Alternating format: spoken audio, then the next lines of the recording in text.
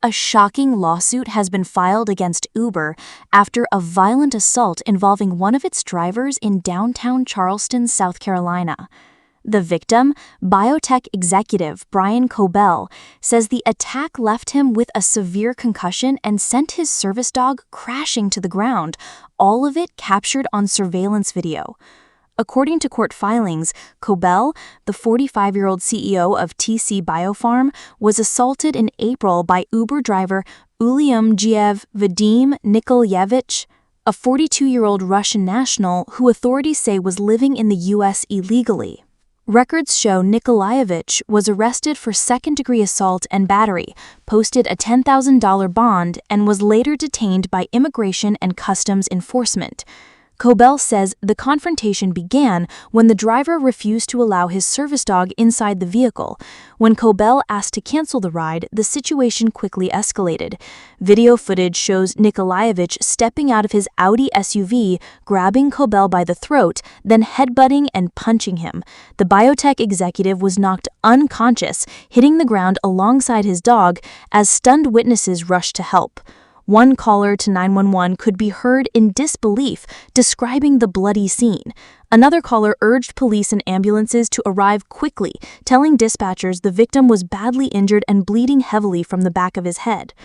Kobel was rushed to the hospital where doctors treated him for a severe concussion and closed a head wound with 7 staples. He later credited hospital staff at MUSC Health with saving his life. But the ordeal didn't end there. Just minutes after the attack, Nikolaevich allegedly picked up another Uber passenger, even as his first victim lay unconscious in a parking lot. Kobel says the most shocking part came afterwards. Despite providing medical records, police reports, and even video of the assault, Uber suspended and later deactivated his account.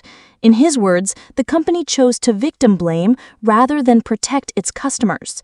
Authorities later discovered the driver was using a fraudulent license and should never have been cleared to drive for the rideshare platform in the first place. Kobel's attorneys argue that Uber failed in its duty to properly screen and monitor drivers, exposing passengers to serious risks. Attorney Kenneth Berger, representing Kobel, issued a statement demanding accountability, saying that a publicly traded company that profits from public trust must have systems in place to prevent someone with a fake ID and no legal status from entering their network. The lawsuit states that Kobel has suffered lasting physical pain, mental anguish, and financial losses from the incident. He says it took nearly 2 months before he could return to a somewhat normal life, and he still worries about whether he will ever fully recover his health and focus. Kobel summed up his frustration by saying, "Uber let a wolf into the henhouse, allowing an undocumented individual with a fraudulent license to slip through background checks and then unleash a violent outburst without warning."